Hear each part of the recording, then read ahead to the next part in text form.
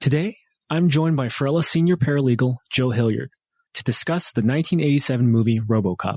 Joe and I discussed the basic features of a corporation, common corporate roles, and certain compliance filings with the Secretary of State and under the Corporate Transparency Act. Does Omni Consumer Products have to update its BOI report following the death of Dick Jones? Why can't RoboCop walk faster?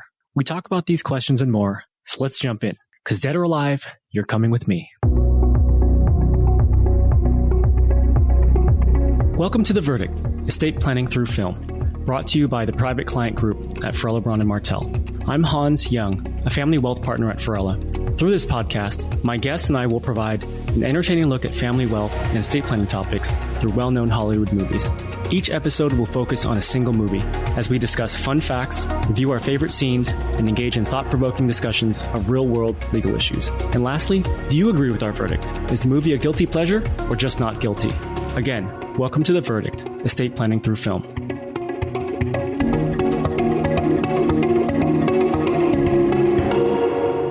I'm excited to have my colleague, Joe Hilliard, as my guest on the podcast today. Joe is a senior paralegal at Farella. He specializes in formation and compliance matters for all types of entities, and in particular, 501c3 tax-exempt organizations. Prior to joining Farella, Joe worked in-house for several real estate development and management companies in Southern California, working on real estate purchases and vendor contracting. Joe, welcome to the podcast. Hey, Hans. It's great to be here this morning. We've been talking about this for a while now, and I feel like we're here, we're going to do this, and you and I work together a lot. A lot of that work involves formation and transactional documents as well as compliance for closely held legal entities, which are owned by our high net worth and ultra high net worth family wealth clients. So when we were initially talking, I wanted to find a movie that would highlight some of the compliance issues we encounter. We discovered we both love movies, actually, including action and sci-fi movies from the 1980s and 90s. I suggested RoboCop from 1987. I jumped all over it. Yeah, I think your exact reaction was, I'd buy that for $1. Exactly. And here we are. So we have lots to cover, and let's get started with some fun facts about the movie. So the movie released on July 17th, 1987, so quite a while ago. It grossed $53.4 million on a budget of $13.7 million, largely considered a box office success. It was directed by Paul Verhoeven, who is known for his extremely violent yet intelligent science fiction movies. RoboCop is one of them, of course. Total Recall is another with Arnold Schwarzenegger, and that was 1990. I think he also did Starship Troopers and Basic Instinct. I watched RoboCop as a young kid. Having rewatched it now as an adult, it scares me to even say that because it was completely inappropriate for my age. But it left an impression on me, or perhaps it scarred me permanently because I had a RoboCop video game. I had a toy gun that kind of resembled the one that RoboCop uses. I feel like when I think back on my childhood, it was certainly a piece of that. It's not as big as some of the other franchises, I think, but certainly a piece of it. I didn't really rewatch it again until I was preparing for this podcast. Maybe I'd seen it or bits and pieces of it a little bit as an adult, but really I didn't watch it again until recently. I got to say, the violence was much more extreme than I'd remembered. Right. I mean, the deaths of Murphy, Mr. Kinney, Boddicker. Yes, all of them. Yes. All of them, yeah. Since we can talk about that, well, with our fun facts with Paul Verhoeven, who's obviously no stranger to controversy. This is one of his first movies that got him in trouble here in the United States, and it was given an X rating specifically for the death of Mr. Kinney, where the Ed 209 continues to blow him up, and I don't remember how much, 10, 12 seconds were cut of like pieces flying across the boardroom table to get an R rating. And I think what horrifies you now is, for the most part, what you see on cable now is the original unrated version that has that extra Kinney oomph, for want of a better phrase for that. And I mean, I can remember that being a big issue. I was a teenager in high school in 1987 when it came out. And I can remember actually my buddy had just turned 17 in July, about 2 weeks before that, and I was not yet 17. And they actually ID'd us to get in, and they kind of had to sneak around and find another theater that would let us in without IDing us to see an R-rated movie, which is basically unheard of nowadays, but it was kind of a big deal there. Yeah, no, absolutely. And I've read that, some describe Verhoeven's style as sort of over-the-top, cartoonish violence. I didn't actually think so. I mean, when I think of that or I hear that, I sort of think of Kill Bill or something like that, where it's it's very clearly meant to be gratuitous, but in a way that almost doesn't feel real. Watching Kinney get shot up felt pretty real. I mean, yeah, and then the punch immediately after that with Peter Weller as Murphy, where it seems like a real gangland execution. It doesn't seem like a cartoony what's out that summer. It's not Rambo that's out that summer, certainly. Right. No. Yeah, no, absolutely. So that was my exposure to it, again, at a very young age. And I think you mentioned it, you were a teenager, but I was going to ask you, what were your memories of it? You saw it when you were a teenager. I mean, did it clearly, or did it leave an impression on you? What are your memories of it in terms of the impact it had on your life? It was one of those where this is the old days again, where things weren't very easily available. And I'm pretty sure we bootlegged a video from somebody in downtown LA to have a copy, and we would watch it, like Blade Runner, like science fiction movies incessantly after work. You would just rewind the tape, or after school, rewind the tape, watch it over and over again. So it'd be on like 3 or 4 times, like every day after when you were at home watching homework on the old VCR. And I think I told you this, and it was the line I used too. My old college roommate, who's 3 time zones away from me, I said, "Hey, I'm watching RoboCop," when I was prepping for this to watch it again. And within 30 seconds from 3 time zones away, the same thing. I'd buy that for $1. So, I mean, there was no blank at all. It was like, immediately there's this visceral thing, lines like that. My buddies would go, my other buddy that I went to high school with, what's the other line in there? I'm a repeat offender. I will offend again. That we would do that all the time when we were in trouble in high school to the teachers. And so I think on that level, it had that sort of, at that time, you're always a teenager and hit things, but it had a lot of that cachet of like quirky lines that you could say that, yes, even with a lot of the language, there was like, quirks, I can say this and get away with it. Everybody knew what you meant. So it was kind of this zeitgeist of thing there of like, this is cool. This is science fiction. And, it's at that period of like this flash of corporation, the anti-corporation science fiction. I mean, you've got Aliens the year before where the corporation's the bad guy. You've got RoboCop here where OmniCorp is the bad guy. The summer after this, you're going to have John Carpenter's They Live, where the government is co-opted by aliens and they're all out to get you. It's this whole kind of, and it tied into like this kind of paranoid, we're all doomed 80s. There's still the Russians and stuff. We're going to be nuked. And it really hit that. And really for us as kids was an awesome feeling of like, this understands where we're at. Yeah. Sci-fi movies, as you mentioned, a lot of them were taking off at that time. The genre itself wasn't as robust as it is, I think, today. So Orion Pictures kind of took a chance on the movie, and it clearly paid off, right? RoboCop led to 2 movie sequels, 2 cartoon series, a television show, several comic book series, and then they rebooted the film in 2014. I did watch that one just to say I watched it, but it didn't hit the same way as the original. I watched the trailer again when we were doing this because I remembered not seeing it in the theater, and I'm like, got a great supporting cast and yet no desire to watch it. When I saw the trailer, I was like, oh my God. It didn't feel the same. And clearly they never thought to do a sequel to that one. So I think it probably was evident. RoboCop, the 1987 version, nominated for 2 Oscars in 88, sound and film editing. It also won for sound effects editing. That's what it actually won for. And let's just fly through some of these facts here. RoboCop suit cost I think I read anywhere between $500,000 to $1 million. I don't think they just had one, but that it was so hot and heavy that Peter Weller actually was losing 3 pounds a day from water loss. So they eventually installed an air conditioner in the suit, which I guess for 1987, that's pretty impressive. He also didn't fit into the police car when he was wearing the full costume. So, of course, that's a problem. Many of the shots or scenes in the movie include him or involve him driving in his car. So when he needed to be in the car, he actually just wore the top part of the suit and he sat in his underwear. And I found this one interesting too. In Sacramento, California, a robbery suspect fled into a movie theater to escape pursuing police. This is while RoboCop was playing, and he became so engrossed in the movie, he failed to notice that police had evacuated all of the other patrons from the theater. And so when they turned the lights on, he was stunned and was taken into custody. I thought that was pretty funny. There you go. RoboCop with a real arrest. Exactly. There you go. Peter Weller was a method actor, or at least he came to set trying to use his method acting techniques. And so he would only answer Paul Verhoeven and the other cast members when they addressed him as Robo. I thought that was interesting. Given, I guess, the genre, this isn't, he's not making, you know what I mean? Like, right.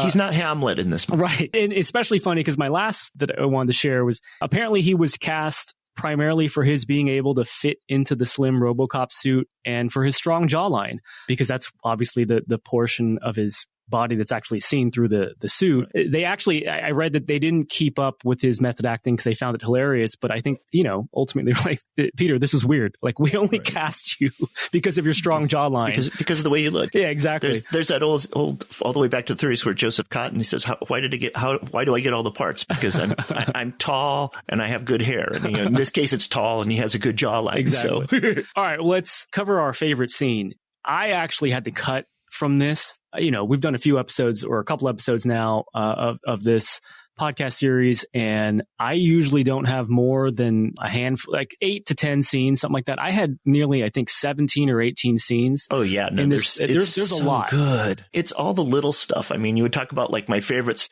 It's something that he does later in Starship Troopers too, where just these little clips, the news bits with, it's so 80s to me, the like using Lisa Gibbons as the news person, from Entertainment Tonight being your news person, and just the beautiful, lovely, the ads they do, the Nukem game, which is like Battleship with like 3D nuclear, the cars, the SUX 9000, because you're only getting 6.2 miles per gallon. And it has like the stop motion dinosaur with its eyes bugging out. All these weird little quirks add up. As much as you love stuff in the main story, there's all these side things that you're like, oh my God, the universe is so built up. And again, that's why it's so hard to pick favorite scenes. And I mean, yeah, no, absolutely. No, I had all of those down to cut them all out, primarily to keep things moving, because we this would become a 3-hour episode. Right. So I'm just going to go through. I've cut it down. I did my best. These are kind of the pivotal scenes, I think, that move the story along. I've got 12 here, and this is cut down, as mentioned. So there's the demonstration and malfunction of Ed 209 at the OCP board meeting that results in Mr. Kinney's death, as well as, pivotally, the green lighting of Bob Morton's RoboCop program. We have Murphy's death, as we mentioned, one of the very violent moments in the film. The scene where Dick Jones confronts Bob Morton in the men's restroom. The quick note on this one is I love that they're trying to portray these really men, I guess, with ambitions and working for an evil corporation. And I think Dick Jones, at one point when he's threatening Bob Morton, calls him Buddy Boy. It's like, wait, was that supposed to be threatening? I guess maybe in 1987 terms that was, but it just doesn't match up with, they obviously had no problem going extremely violent, but apparently from a linguistic standpoint, Buddy Boy was really bad. We've got the gas station explosion where RoboCop is recognized by a member of Boddicker's crew. The scene where Boddicker takes out Bob Morton. This was a hit ordered by Dick Jones. Because of that men's restroom confrontation, we have the first fight between RoboCop and Boddicker's crew. We have the fight between Ed 209 and RoboCop, at least the first one. I want to come back to this point later when we end, but where basically RoboCop is able to escape and would have otherwise probably been destroyed by Ed 209. Except for the fact that Ed 209, it wasn't designed to go down flights of stairs. which again leads to like some of the, that was on my list, the beautiful special effects where first it's sitting on the ground and its foot is twitching, which is this beautiful shot. And then it starts crying like a little baby. And it's just on its back crying like a little baby, which is just, it's so intense up to that point. You've got so much intense, and then it's just this ridiculous where it's like, this is like the perfect escape valve laugh for the crowd after you've been so intense for like 10, 15 minutes getting there. And you're like, oh, okay. Yeah, we have where the police essentially turn on RoboCop and they are attacking him. I want to come back to that. It kind of related to the Ed 209 scene with the first fight. I want to come back to that later, but I actually thought this was sort of poignant. There's the scene where RoboCop removes his helmet. His partner Lewis is helping him. They're sort of gearing up for the final fight, and he removes his helmet and sees himself for the first time. He sees his own face as Murphy, but he's RoboCop now, and Murphy's dead. So I thought that was a nice scene.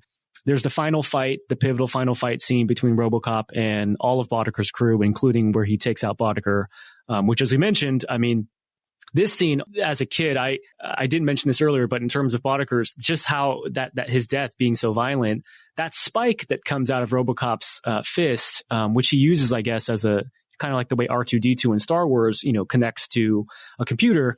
And when he puts that into Boddicker's face, and I saw that, like I said, at age 8 or whatever it was, that stuck with me for a long time.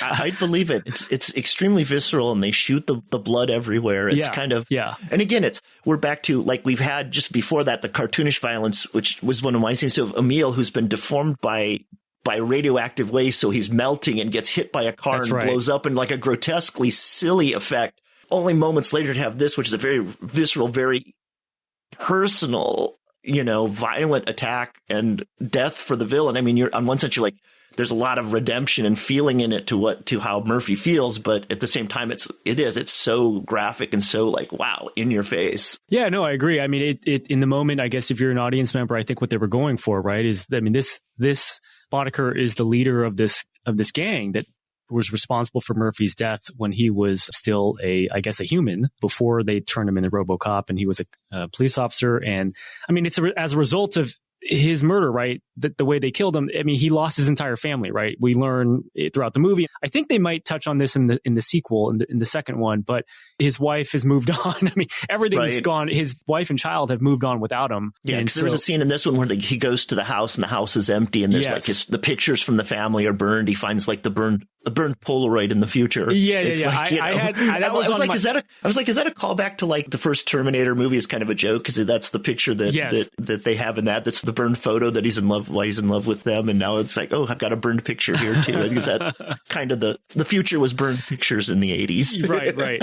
Yeah, no, I had that home visit scene. I had to cut it because there was just too much, too many scenes. But yeah, I mean, quick, just side note on Terminator. I think just Peter Weller's career. I mean, other than this, and I think he was in a couple of other movies like Leviathan, Michael Biehn in Terminator. I mean, it's sort of, you know him. I know him, I guess, not you, but I know him just from this movie, and I think it was Leviathan. Yeah, he's in Leviathan. For that, younger for me, a couple years before that, he's in one of my favorite called Goofy movies. He's in Buckaroo Banzai, The Adventures of Buckaroo Banzai, which is really culty science fiction, and was caught up in I can't remember, not Orion or maybe TriStar, somebody's bankruptcy. So the sequels were never made to that too. It was a minor hit, and it kind of put Peter Weller as a science fiction sort of star again, sort of that semi-pre-boy, but still kind of rough, edgy science fiction hero. And I mean, you throw somebody like Michael Paré in that, all these people that were big in the 80s that kind of had that period of 3 or 4 years and then disappeared off to more character actor. Yeah, no, I mean, Michael Bihn's the same way, right? I mean, he was in the Alien franchise with Sigourney Weaver, and then he was in Terminator with Arnold, and then I didn't see him again until he has like a 5-minute bit in The Rock. He's like he gets that's right. He's a Marine for that's like 5 minutes that leads the failed attack. You say, oh, I'm going to do this. I'm tough. I'm Michael Biehn. I'm tough, and he walks in and gets killed immediately. And you're like, well, that was kind of a weird use of Michael Biehn. I mean, because 8 years prior to that, right? 8 or 10 years prior to that, I mean, he's in these in a very prominent role. Yeah, he's a star. So anyway, this Peter Weller reminds me of that of him in that way. And then my final scene I have is RoboCop takes out Dick Jones. He kills him in another board meeting. I mean, these dangerous board meetings here at OCP. I know it's tough to choose, and you probably would choose more than one, but let's for the sake of time, we'll keep it to just one. We've gone through them. We've talked a lot about them. I mean, I really think that I would go with the one that you hit on was with the Ed 209 and RoboCop confrontation where it's on the stairs. It's all the things you love in movies. It's beautiful practical effects with the robot moving and the foot twitching. It's got some great act with Peter Weller there where we talk about this. Yeah, it's the jawline, but he gives you real character in the way he moves and gives you in a silent performance a great performance there for that. So I think that would be really one of my number one scenes. And then just for the goofiness of it, when in the first car chase, just before they shoot up Murphy, there's this beautiful scene when one of the guys been shot. He's like, I'm hurt, Clarence. We got to get me to the doctor. And he opens the back of the truck and he looks at him and goes, can you fly, Bobby? And he just throws him through the windshield of the police car behind him. And it's like 80s excess, it's 80s goofiness, and yet it's really weird and violent at the same time. It's like this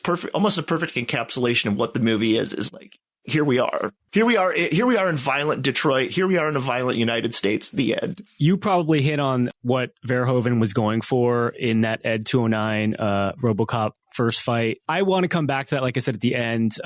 For me, I agree with what you're saying. I think artistically, for me, it hit me in a way that I think maybe was not rewatching as an adult. I think maybe not as positive. But yeah, I think and it's not my favorite because of I think I think it is very violent. So it's not the reason why it's my favorite, but I think it's because it sort of grabs your attention right from the start of the movie. Like, okay, I think it sets the stage for everything that follows in terms of, like you mentioned, the over-the-top violence, just sort of the style, but also some of the visceral, kind of in-your-face, very realistic, gritty parts of the violence too.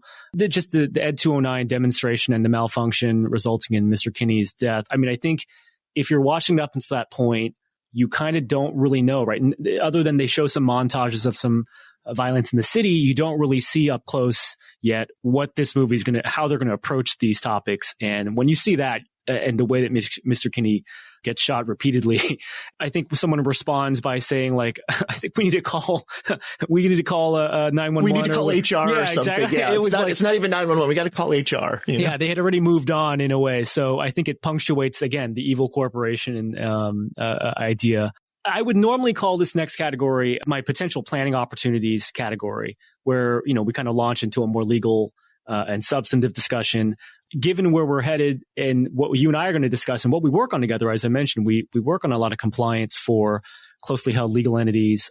I changed the name of this for this episode to be potential filing obligations instead of potential planning opportunities. So I thought what we would do, we're going to focus on is OCP and just the corporation as a type of legal entity and some of the filings that go with that. In particular, what happens when you have board members and directors and officers needing to be replaced, because obviously in this film, we know that OCP in a short span of time loses 3 of their very key executives in Mr. Kinney, Bob Morton, and Dick Jones, because they are disposed of and killed throughout the movie. So what I want to see is, before we get into that, quickly go over the common types of legal entities. So we're not going to have time to go into any of these in any great amount of detail, but there's a number of different ways that a company can be organized. And so there's a sole proprietorship. There are partnerships. These are more than one person, whereas a sole proprietorship is just a single person doing business. Partnerships, you have more than one person, and they are generally, there's a general partnership as well as a limited partnership.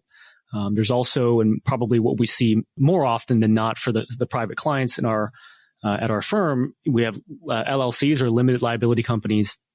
And we have a corporation. There's a C Corp and there's an S Corp. There's more than that. But again, we're just going to kind of focus on corporation as a whole in general. The distinctions between these types generally focus on the number of permissible owners. How many owners can there be?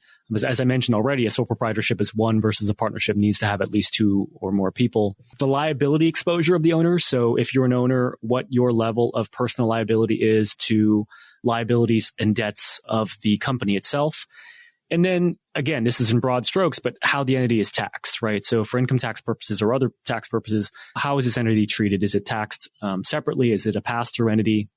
Those are the kind of the common distinctions between them. With the exception of a sole proprietorship and general partnership from the list that I gave, these entities need to register with the Secretary of State in whatever state that company is doing business in or is being formed in. And so that's a great segue. We're going to be looking at a corporation in general, but I want to do it by looking at OCP, which stands for Omni Consumer Products. It is the sort of bad mega corporation of this film. I initially had a list, and I don't know if you know or can summarize this quickly. Probably you can, because your love for the movie, but I had a list of all the things that OCP was trying to do. It was in every facet of... Right. Dick Jones at one point says that all of this has military implications, so we can sell it to the military no matter what they're doing. Which is like the end of that. He's like, yeah, here's our home security. Here's our space satellites. Here's this. Here's our RoboCop. Here's our Ed 209, and all of it we can sell to the military. That's why he's angry at Bob Morton later, because you've ruined my military contracts with the Ed 209. And it's they've got this whole list of like subsidiary products that they're all doing that they've got. It's kind of like, I think of some of the megacorps, Japanese ones like Mitsubishi, where, we make phones, we make televisions, and we make cars. It's like we have everything. It's like, and I think that's where we go with the Omni. It's like all encompassing. This is Omni Consumer Products. We make everything that you need to consume. It's like, it's subtle and yet not subtle. Going to James Cameron, since we've talked about him, it's like the unobtainium in Avatar. It's so obvious in its name, and yet it works. Yeah. So looking at OCP, we have, let's just quickly go through, and if you don't mind, just sharing, what are some primary features of a corporation? So corporation is set up. We can set it up either as stock or non-stock, which would be if you've got a non-stock corporation, it's just people that own it directly. That's more uncommon. A stock one, people have that. And we can have it a private or non-private. A private stock corporation is like family members only that own it, versus a non-private, a public stock corporation, which is what we see traded on the stock exchange, traded on the NASDAQ. And it has there are more public facing things you need to do with that, but still the basics are the same. You have to, like we noticed, we have to form in some state. This was done in the 80s. So at that time, probably, even though they're based in Michigan, they probably would have formed in Delaware. That would have been the premise. Even now, that's sort of the state that has the best protections for a corporation. That's what the state derives a lot of its money from. As a smaller state, they're sort of a business haven. So you would set up your company and file your articles of incorporation there. And then obviously they have, as we see all these shots of ravaged Detroit, obviously they're based in Michigan. They have an office in Michigan. So they would have to register with the state of Michigan. And, presumably if they're the way they talk about being, global, presumably they have office satellites across the country, like they would have one here in California. So you would register your company here in California too, because you have a physical office here and you're doing business here. So any state where you have sort of a physicality, you would register from that.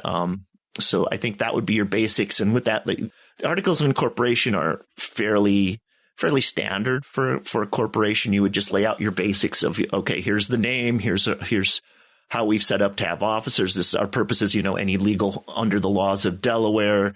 And if it's a stock corporation, you would set up then, we have Class A stock, Class B stock, how many certificates we could have in total. Yeah, I think you name your registered agent as well under the Correct. Document. Yeah. It's fairly basic, and then it refers back to more internal documents like your bylaws, which would set up then how your board how shareholders would set up your board, how your board, what authority your board would have, how the board would set up officers, or whether the shareholders need to set up the board. So you've got a top level that's with the state, and then a second level that's internal to do day-to-day operations. Yeah, that's a great summary. And as we mentioned, or as I mentioned earlier, there's limited liability, so shareholders are not personally liable for the company's debts. A corporation can exist in perpetuity. So even if the owners die or they're no longer around, the corporation itself can continue. And then for tax purposes, as I mentioned, it's a separate entity. So it's not a pass-through entity for income tax purposes like some of the other types that we talked about earlier, or at least mentioned earlier. Within a corporation, of course, like OCP, you have roles, and generally that's divided between a board of directors. These are broad definitions, but governing body of the corporation, they're responsible for, major business decisions and policy, kind of big picture stuff, the vision of the company. And we'll go into this first. There's also the executive officers, who I think the average person and everybody's going to they've heard of these terms, right? CEO, COO. We'll go through that in a second. But for the board of directors, let's focus on Mr. Kinney. I mean, poor Mr. Kinney. He shows up to work on the wrong day, should have called in sick. He's like the only person excited to go to the board meeting too, which makes it, everybody else is like another day in the office. And he's like, "Ooh, they're going to do something new. This is exciting." Yeah. Poor Mr. Kinney. I hope he had his estate plan in place. We could have used that. We could have used that as a segue to talk about some estate planning. So Mr. Kinney, they don't give you much on him, right? I mean, he's only on screen for a few minutes. I think, looking online and doing some research, he's supposed to be a member. Obviously, he's got a seat at the board meeting, so we know he's some type of executive. They say that he's a member of the executive board.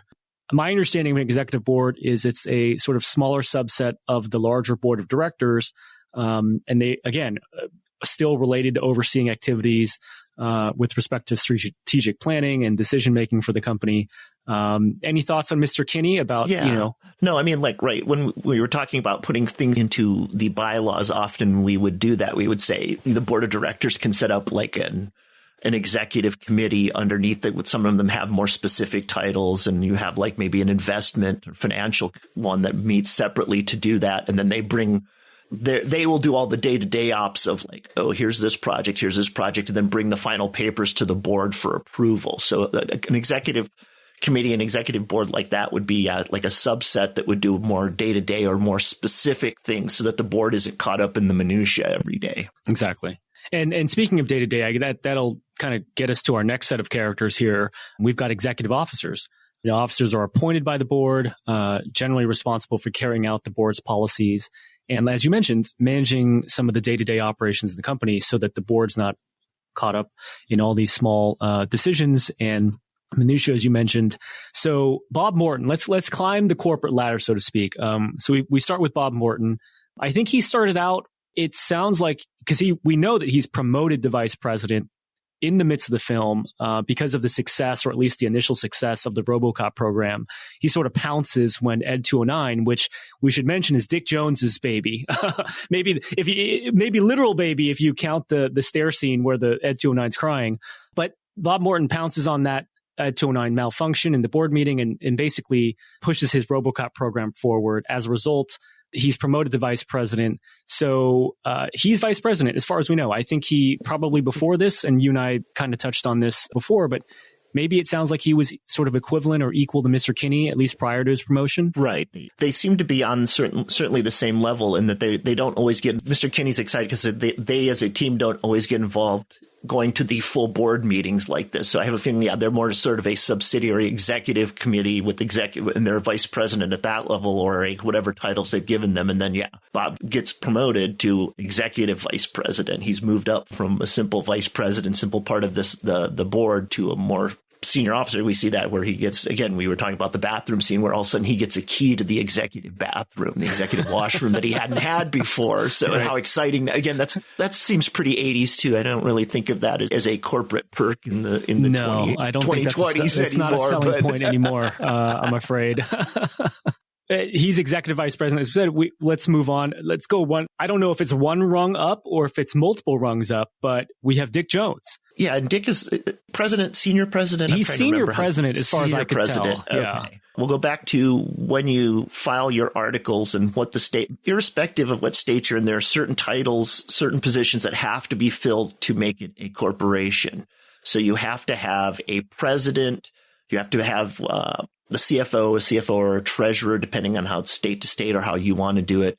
And then you have to have a secretary. And again, this isn't like the traditional of a secretary that like an administrative assistant, but what a corporate secretary does is responsible for taking the minutes at actual meetings, making sure everything is caught up and put down. Again, especially if even if you're a private corporation, privately owned, but especially as a public corporation, so the minutes are what's going to dictate and what comes out to the public. The public can ask for those kind of things to see what happened at a board meeting, unless it's explicitly said that it's going to be a private meeting. And again, that always has issues with it too when you think about it with a public corporation. But the secretary is really responsible for the back end paperwork at the top level. They're the ones that's going to sign off on the meeting minutes. I don't want to be the secretary that signed off on the meeting minutes when Mr. Kinney has his run in with the Ed 209, or even later when Dick Jones has his run in with RoboCop. These are messy meeting minutes, but that's something that has to be taken care of.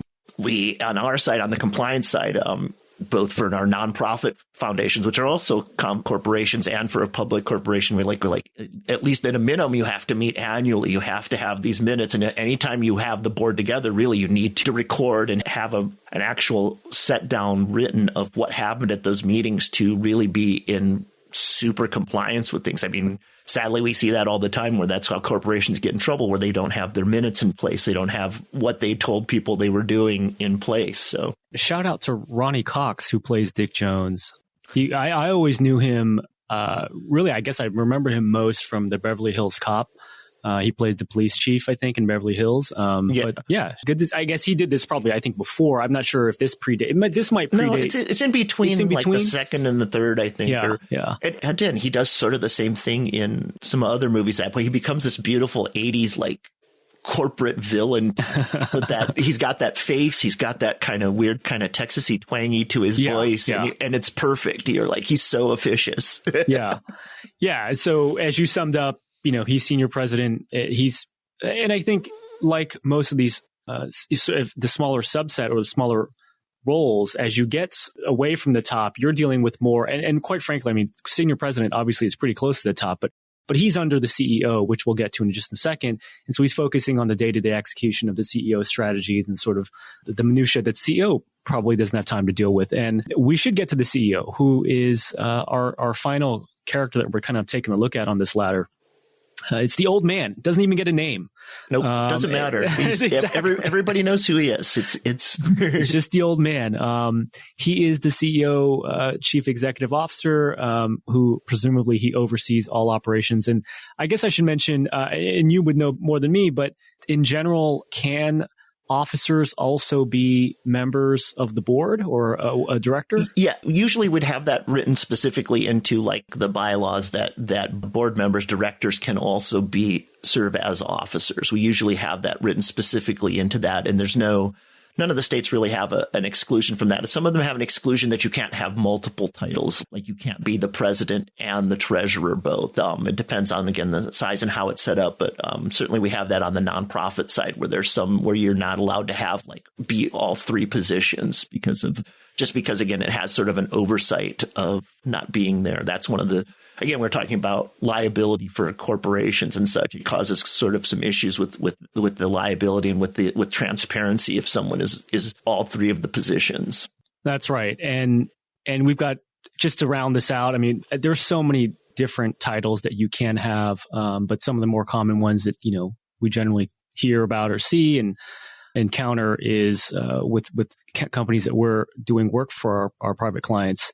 Chief Operating Officer, so COO, Chief Financial Officer, CFO, Chief Technology Officer, which back CTO. So I don't know that in the 80s whether OCP would have had a CTO. Maybe. I mean, even then, the COO's Chief Operating Officer, even those are relatively newer to the vocabulary of how you set things up. But if they're, again, nowadays that's much more common and things we would have put up on a board or on an officers beyond just the traditional three. In information officers too, you have like a CIO, Chief Informational Officer nowadays too, especially with you and I we're recording this literally like 1,000 miles from each other, looking at each other on a screen. That's tech that wasn't, even that isn't contemplated in RoboCop, which was supposed to be in the future, like how that tech is, you and I, we had security training here with our CIO not that long ago. Right. So, right. I think you mentioned this role earlier, but there's a secretary who's responsible for administrative tasks as well as record keeping,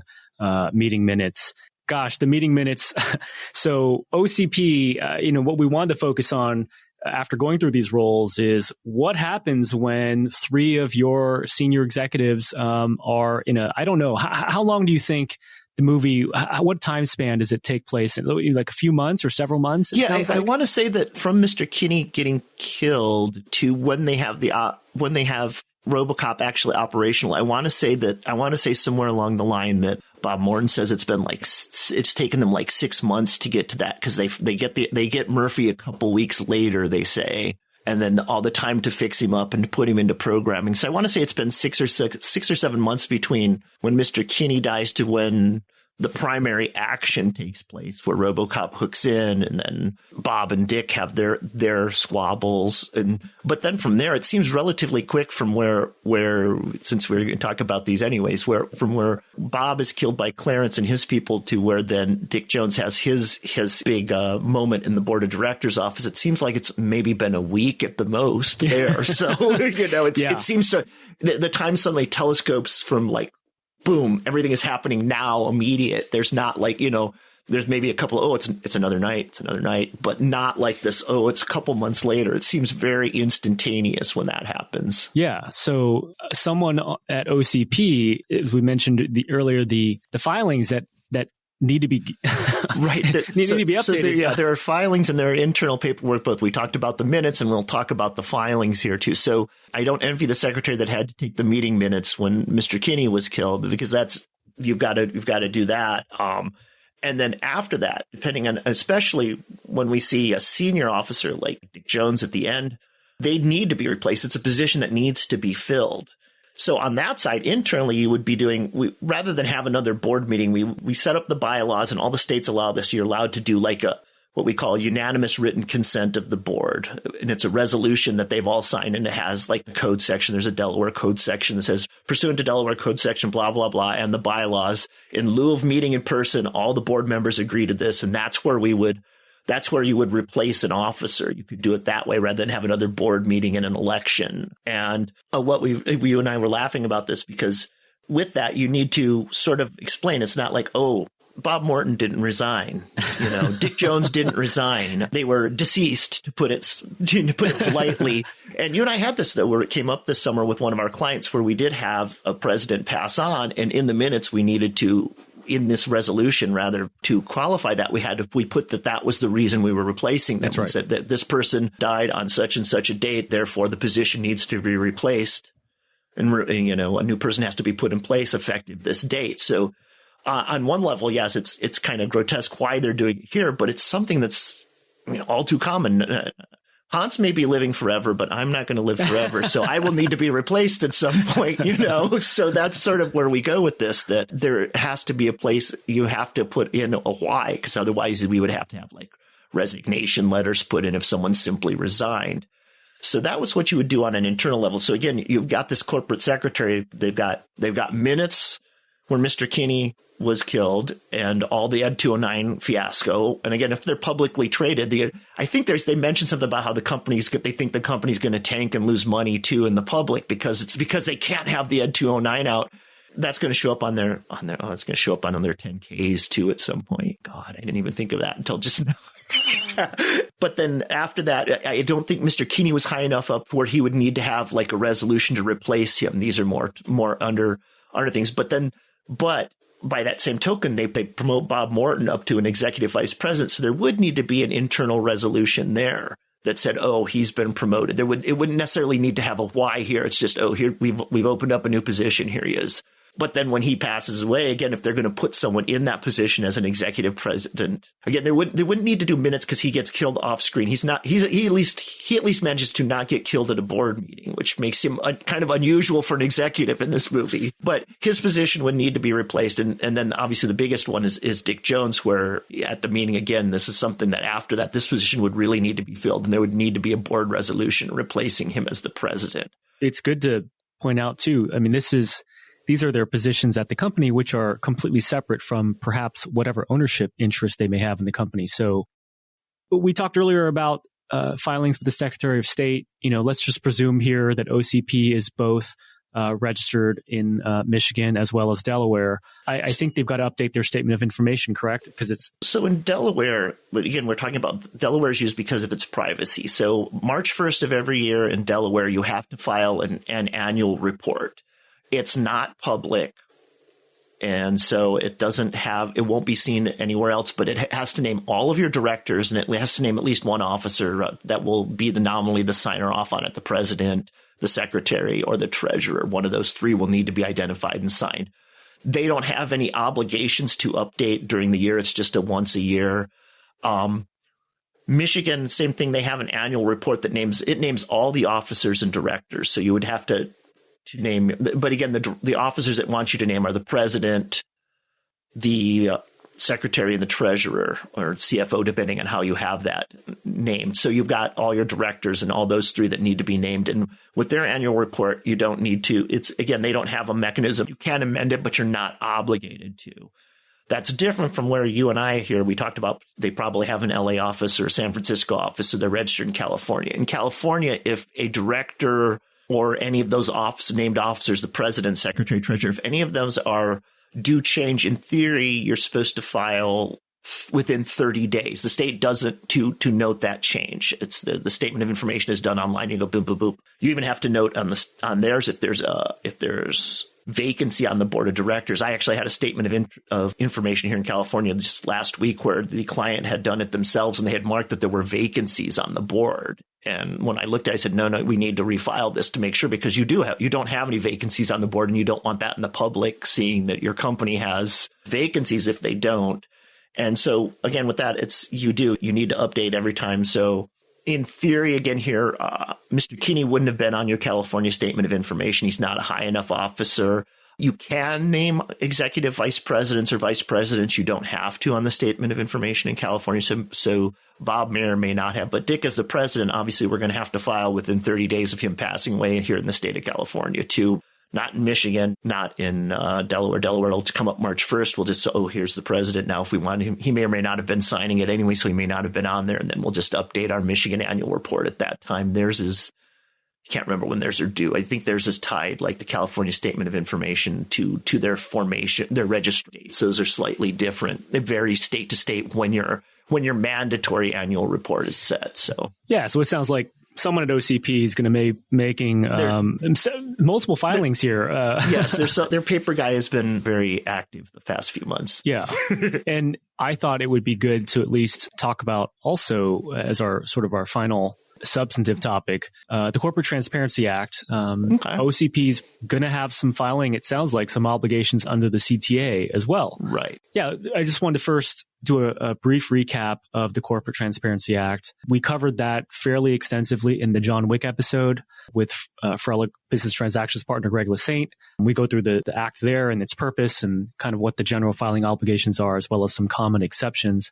But basically, it's a federal law that requires certain entities to disclose information about their beneficial owners to the Financial Crimes Enforcement Network, which is FinCEN. FinCEN is a bureau of the U.S. Department of the Treasury. Broadly speaking, its objective is to safeguard the financial system from illicit activity. As we talked about in that other episode, there is something called a Beneficial Ownership Information Report, a BOI report that needs to be filed that essentially discloses who your beneficial owners of a certain, of your entity or your company are. Does OCP need to update its BOI report in light of what happened tragically to Mr. Kinney, Bob Morton, and Dick Jones? You and I were talking about this before we started recording. The owner part of beneficial owner is kind of a misnomer because it's not necessarily physically owning stock or owning that. It's also if you have a managerial or controlling aspect. Best practices at a minimum means that's your president, that's your treasurer, that's your corporate secretary. At a minimum, those three should be named. And then anybody else that's on any director should be named as well. The directors, because they have a control of what the company does. We talk about parsing that in that. But in this sense, at a minimum, Dick Jones, his death would trigger an update to the report. At this point, they filed their initial report because it's past the due date. You do that, you guys talked about the deadlines. By the future, where RoboCop is, all companies would have had to have registered. So you can then file either a correction or an update. In this sense, it would be a correction if like you spelled somebody's name wrong or something silly like that. But here, in terms of it's an update because your president has been replaced. So you wouldn't, as soon as you do that resolution internally to replace Dick Jones and have a new president, then your 30-day clock starts ticking on the other side to file an updated report with the BOI. We see Bob Morton get moved up to being an executive vice president and having a place in the bigger table. That would be an internal discussion whether that executive vice president would be someone, though, that had more direct control that would fall under the beneficial ownership rubric. That's been a lot of math this year of thinking about, even if you don't own it, who the officer is, who needs to be really reported in this. Like I said, that's why best practices at a minimum is the director, the president, the treasurer, and the secretary. But we've had a couple where we've had vice presidents that were not ownership, but say like part of a family that used to own it that still had an actual say in how things were done. So that vice president we also said, well, then you should have this vice president be part of the report as well. So that would be this. And again, as we go into RoboCop 2 and the old man passes away, I hope no spoilers, RoboCop 2, the old man doesn't survive that one, then he would need to be replaced on the report as well as a board of directors and as the CEO in his position there. The background on this, and I think you and Greg might have touched on this, is that you don't have to put why these people are. I don't have to put, because he's the president, because he owns 25% of the stock. They just need to be named. So if Bob was already on there as a vice president and he got promoted to president, I wouldn't have to update my report because he's already on the report. So it's actual control issues. It's not tied to titles or that type of thing. So I think that would be the easiest way to say that. So watching this, we've got maybe 2 filings with the Secretary of State in California 2 updates, one update with Delaware and one update with Michigan, the next annual report, and at least one BOI report from all the shenanigans here. Yeah. No, that's, again, OCP's got some work to do. And this is what happens when you have lively board meetings. I thought it would be a good opportunity to share just the latest CTA update. Basically, if an entity is dissolved prior to 2024, there's no need to file a BOI report. But if an entity existed at any point during 2024, then it must file a BOI report, even if it is dissolved before the filing deadline. Is that right? Correct. We had a couple which we've been doing where we'd put things off and because the filing date, we wanted to do it at the end of December and it didn't get filed till one of them got filed literally January 4th of this year. They still have to do their BOI report because they existed from the 1st to the 3rd. And so if the dissolution was not affected by the state that of where it was formed before December 31st, 2023, then you'd still need to file a report. We did a couple, like I said, we did one that we dissolved in January, and I did another one last week where we talked to them and confirmed that they were going to file one for an entity that we dissolved February 1st. So yes, we've started to go back and call and make sure that that's aware to all of our clients and that they need to file the BOI reports for those as well. Let's get to our final category, the verdict. Is it a guilty pleasure or not guilty? Guilty is you enjoyed the movie but feel guilty about it for any reason. Not guilty, you either disliked the movie or loved it, so it cannot possibly be a guilty pleasure. What is it for you? I think I know, but what is it? Okay, I would say that Teenage Joe, who when he first saw it in the theaters and then was bootlegging copies, it was definitely, even as a big hit, it seemed like a guilty pleasure. It seemed like it was underground, it was rough, it was anti-societal. You know, we were punk rock kids in the 80s, and it was kind of a punk rock movie. This is like, ooh, this is in your face. It's violent. We hate the government. We hate corporations. It's all evil. So it had kind of that guilty of like, even as a mainstream movie, it's like, oh no, this is talking to us. This is like what's really going on out there. It's underground. I would say now, oh, it's totally a real pleasure now. You look at it, I mean, having a much bigger look at like the effects, you look at what it really says about society. As an adult, you're like, no, this is really good satire. At the same time, it's really good drama too. You've got like you said, there's such this heartfelt sequences where you see what Murphy has lost that, again, just using the lower part of his jaw and his mouth, how effective so much of Peter Weller's performance is to affect some pathos in that. It's got some real genuine emotion in it, which is really nice, and I think makes it a real pleasure. So you went basically from guilty to not guilty. Yes. Yeah. I think I ultimately stay not guilty the whole way, but I was going to zag on you and say that this is now a guilty pleasure. Because as a kid, I had I did completely enjoyed the movie as a kid, and clearly it left a mark, and I had a lot of memories about this as a franchise in my childhood. It was not guilty then. Rewatching it, I acknowledge everything you just said. And as a lover of movie history and sci-fi movies in general, a lot of Paul Verhoeven's, the movies that he's directed, I think I still ultimately stay not guilty just because of the place that this takes or has in again, sort of the larger canon of movies. But this is going to sound small, but what I can't get over is that RoboCop's walk or his gait for an action movie hero, He's so slow. Yeah, I understand. There were probably some real physical limitations, right, to the suit. I mean, he really was in that suit. These were practical effects, not CGI. But the fact that, like during that scene when the police turn on him and they're shooting him basically to bits, it's solely because he can't walk away or run away. He's fairly slowly walking away. He falls down to climb under the thing. It's corporate thinking. He's really not much better designed than Ed 209, unfortunately. That's, we're talking about he's twitchy foot, slow legs. They haven't worked out the mobility in either of these yet. He's the prototype that needs better legs. That was my other thing, and that's why I called out the scene, the first fight scene with them is, you want me to believe that these are cutting edge creations, that they're going to really do a lot of damage, and in RoboCop's case, they're both being heralded as law enforcement tools. Right. Ed 209 gets defeated by a flight of stairs. RoboCop is basically, gallivanting around, throughout the entire movie with something between a power walk and when my kids are hanging onto my legs and you're trying to trudge through the living trying room. To keep on going. Yeah, I mean, I can suspend my disbelief quite a bit. That was a little bit hard to get over. So, but that leads to one of those other funny scenes where we're talking about all the perfect little parts when they have him on the TV and he's walking like that, and all the little kids at the school are walking behind him, mimicking the way he's walking. Yeah, no, but ultimately, I will say, again, for the place that this movie has in movie history or sci-fi movie history, I want to say not guilty. But what we learned today is that even if you run a mega corporation like OCP and your goal is world domination, you should make sure that you are in compliance with the Secretary of State, as well as the Corporate Transparency Act, particularly if you have changes to your directors and officers.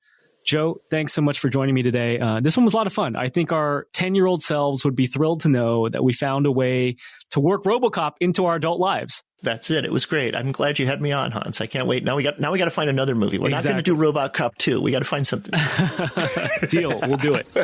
I'm Hans Young with my guest, Farella Senior Paralegal Joe Hilliard, and you've been listening to The Verdict, Estate Planning Through Film, brought to you by the Private Client Group at Farella, Braun & Martel. Thanks so much for joining us, and keep watching movies.